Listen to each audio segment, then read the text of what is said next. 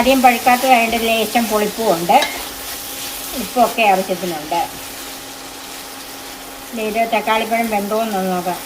മുറിഞ്ഞു പോരുന്നുണ്ട്, വെന്തിട്ടുണ്ട്. ഇനി ഇതിലേക്ക് ബാക്കി വെച്ചിരിക്കുന്ന ഗരം മസാല ഉണ്ടല്ലോ അതും, അതുപോലെ ഇതിലേക്ക് ഒരു 1/2 ടീസ്പൂൺ വെളിച്ചെണ്ണ. ഇതൊരു വെറൈറ്റി കറിയല്ലേ, നിങ്ങൾ ഇതൊന്ന് ട്രൈ ചെയ്ത് നോക്കണം. ഇതിനൊരു 8 തക്കാളി എടുത്തിട്ടുണ്ട്. ഇത് അധികം പഴുത്തു പോകാത്ത തക്കാളിയാണ് ഇതിന് ഏറ്റവും നല്ലത്. ഇതുപോലെ ഒരു സവാള, 2 പച്ചമുളക്, ഒരു ചെറിയ കഷ്ണം ഇഞ്ചി. ഇത് വലിയ അല്ലി ആയതുകൊണ്ട് 3 അല്ലി വെളുത്തുള്ളി. ചെറുതാണെങ്കിൽ അതിനനുസരിച്ച് അല്പം കൂടെ കൂട്ടിയെടുക്കാം. 1/2 ടീസ്പൂൺ മഞ്ഞൾപ്പൊടി, 1 ടീസ്പൂൺ മുളക് പൊടി, 1/2 ടീസ്പൂൺ ഗരം മസാല, 2 നുള്ള് കുരുമുളക് പൊടി, 1/2 ടീസ്പൂൺ കടുക്, 2 വറ്റൽമുളക്, കറിവേപ്പില, ഉപ്പ്, വെളിച്ചെണ്ണ. തക്കാളിപ്പഴം നമുക്കൊന്ന് അരിഞ്ഞെടുക്കാം.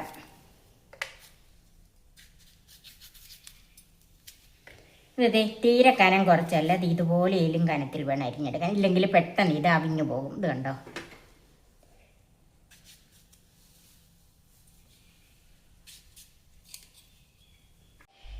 തക്കാളി മുഴുവൻ ഇതുപോലെ അരിഞ്ഞു വെച്ചിട്ടുണ്ട്. സവാള അത്രയും കനത്തിലല്ല, സാധാരണ നമ്മൾ സ്ലൈസ് ചെയ്ത് അരിയുന്ന പോലെ തന്നെ കനം കുറച്ച് നീളത്തിൽ അരിഞ്ഞ്. ഇഞ്ചിയും വെളുത്തുള്ളിയും പച്ചമുളകും നീളത്തിൽ തന്നെ അരിഞ്ഞു വെച്ചിട്ടുണ്ട്.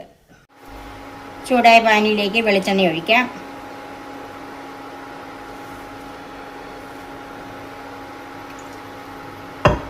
രണ്ട് ടേബിൾ സ്പൂൺ വെളിച്ചെണ്ണ ഒഴിച്ചിട്ടുണ്ട്. കടുക് ചേർക്കാം.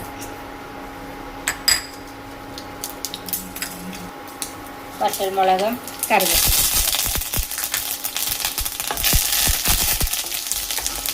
ഇതിലേക്ക് ആദ്യം വെളുത്തുള്ളി ചേർക്കാം.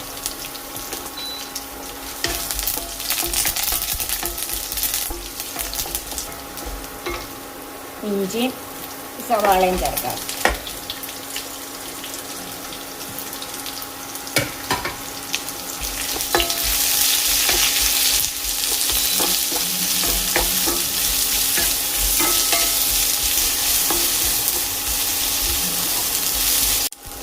സവാള ഇതുപോലെ ഒന്ന് വഴന്ന് വന്നാൽ മതി. ഇത് ഞാൻ ഈ ഒരു ലോ ടു മീഡിയം ഫ്ലെയിമിൽ വെച്ചാണ് ഇതുപോലെ വഴറ്റിയെടുത്തത്. ഇനി അതിലേക്ക് തീ കുറച്ച് വെച്ചിട്ട് പൊടികൾ ചേർക്കാം. മഞ്ഞൾപ്പൊടി, മുളക് പൊടി, ഗരം മസാല അതിലേക്ക് ഒരല്പം ഞാൻ മാറ്റി വെക്കുവാണ്, കുരുമുളക് പൊടി,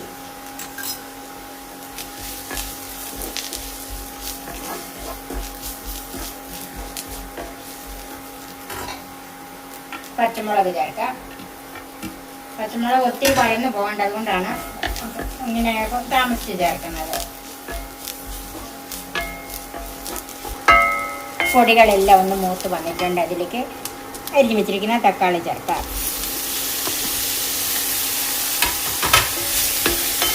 ഇത് ലോ ടു മീഡിയം ഫ്ലെയിമിൽ തന്നെ വെച്ചാൽ മതി. ഇത് ഒത്തിരി വെന്തങ്ങോട്ട് കുഴഞ്ഞു പോകരുത്. എന്നാൽ തക്കാളിക്ക് ആവശ്യത്തിന് വേഗവും വേണം.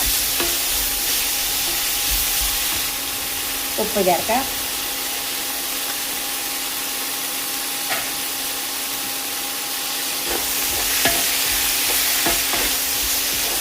ഒരു 2 മിനിറ്റ് നേരത്തേക്ക് തീ കുറച്ച് മൂടി വെക്കാം. ഇപ്പോൾ ഒരു 2 മിനിറ്റായി ഒന്ന് നോക്കാം. നന്നായിട്ടൊന്ന് മിക്സ് ചെയ്യാം. ഇത് ഒത്തിരി സമയം മൂടി വെക്കരുത്. മൂടി വെച്ചാലുള്ള കുഴപ്പം ഇത് വെന്ത് കുഴഞ്ഞു പോകും. അത് തന്നെയല്ല, ആവി വെള്ളം കൂടെ ഇതിൻ്റെ അകത്തോട്ട് ഇറങ്ങിയിട്ട് ഒത്തിരി വെള്ളമായി പോകും. നമുക്കതല്ല വേണ്ടതൊന്ന് തോർന്ന് കിട്ടണം. ഈ തക്കാളിയിൽ നിന്ന് ഇറങ്ങുന്ന വെള്ളം മതി. ഇത് അങ്ങനെ വെന്ത് വരുവാൻ വേണം.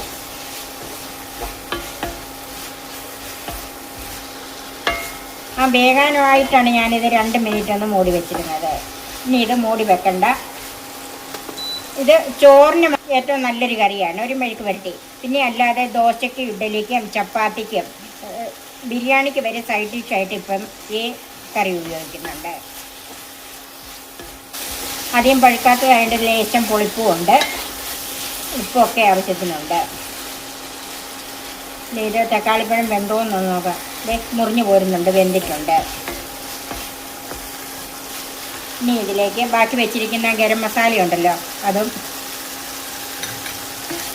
ചേർത്ത് കൊടുക്കണം. അതുപോലെ ഇതിലേക്ക് ഒരു 1/2 ടീസ്പൂൺ വെളിച്ചെണ്ണ, കുറച്ച് കറിവേപ്പിലയും കൂടെ ചേർക്കാം.